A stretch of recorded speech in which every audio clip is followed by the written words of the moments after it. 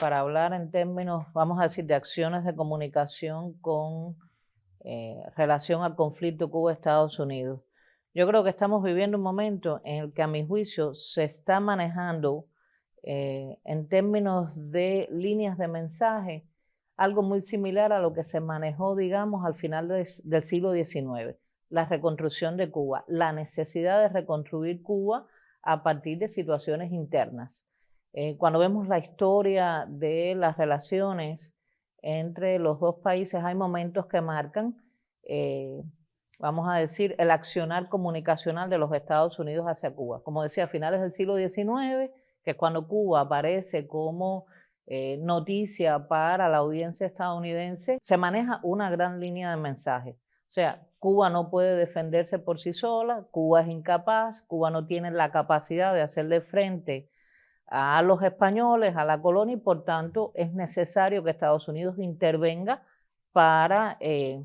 ayudar a los cubanos a alcanzar su libertad. Eso se manejó, por supuesto, en los periódicos de la época, todo lo que tenía que ver con el conglomerado mediático de Hartz en su momento, y ahí está la famosa campaña de Evangelina Cisneros, la adolescente cubana proamericana, anexionista, quítennos a España y pásennos hacia los Estados Unidos. Eso es un primer momento, pero es importante porque es, vamos a decir, aquello que siembra en un público que no conoce a Cuba, a los cubanos como incapaces, muy similar a lo que decía incluso la famosa doctrina de la fruta madura, ¿no? Cuba hasta por su incapacidad no puede controlar su propio destino. Ya cuando triunfa la revolución hay momentos importantes, a partir de los años 61, con toda la nacionalización, se empieza a trabajar desde los Estados Unidos primero un uso intensivo de medios fuera de Cuba, con particular relevancia a la radio, para llegar a un uso intensivo ya en el siglo XXI de medios creados dentro del país con apoyatura de las redes sociales digitales. En los primeros momentos, por supuesto, era importante presentar, por supuesto, a la revolución, al liderazgo revolucionario como lo que no debía haber pasado en Cuba. Se empiezan a elaborar campañas en contra de los principales dirigentes, etcétera, etcétera. Se empiezan a comprar, y esto es sumamente interesante, se empiezan a comprar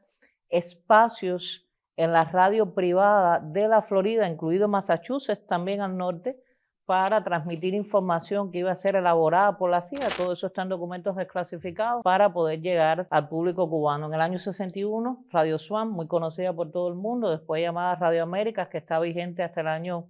68, que tuvo como elemento distintivo el uso de los locutores que habían trabajado en la CMQ y que tenían, por supuesto, habían construido un proceso de fidelización con sus públicos en la isla y sus voces eran conocidas por la audiencia cubana. Por tanto, eso se explotó, vamos a decir que de manera un tanto efectiva. Voces conocidas, capto audiencia. A los medios que habían sido nacionalizados en Cuba se le empieza a dar financiamiento en los Estados Unidos para que se pudieran producir desde allá y se introducían clandestinamente en Cuba también, por supuesto, con una visión muy contraria a lo que significaba la revolución. Y ya en el año 62, con Mangosta, hay 7 etapas del proceso de comunicación que incluye desde millones de copias de libros vendidos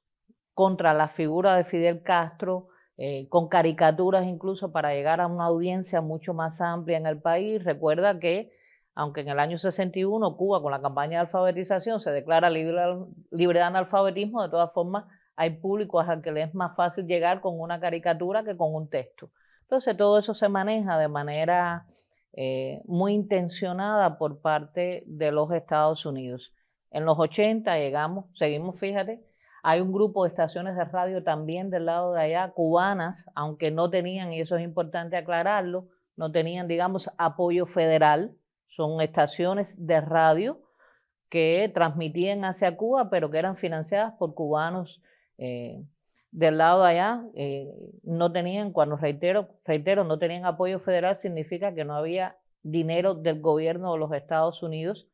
en esas estaciones de radio en particular, hasta que en el año 84 se aprueba por parte del Congreso de los Estados Unidos la Ley de Radiodifusiones hacia Cuba. Surge Radio Martí para transmitir, y esto es un dato importante, no solo a los cubanos que radicaban en Cuba, sino a los cubanos que estaban en misión en África. Eso es un dato importante. En el 92, TV Martí, y ya en los 90, por supuesto, con la caída de la Unión Soviética y de todo el bloque socialista, se empieza a manejar dentro de las líneas de mensaje la necesidad de la transición hacia la democracia en Cuba, muy a tono con lo que establecía la Ley para la Democracia de Cuba, conocida por todos como la Ley Torricelli, que es la que plantea ya oficialmente en una ley del Congreso de los Estados Unidos la necesidad de la transición. Y ahí aparece una línea de mensaje que se ha mantenido estable en el tiempo, que es la tríada mercado, pluripartidismo, elecciones libres. Desde los 90 para acá esa se ha mantenido de manera, vamos a decir que invariable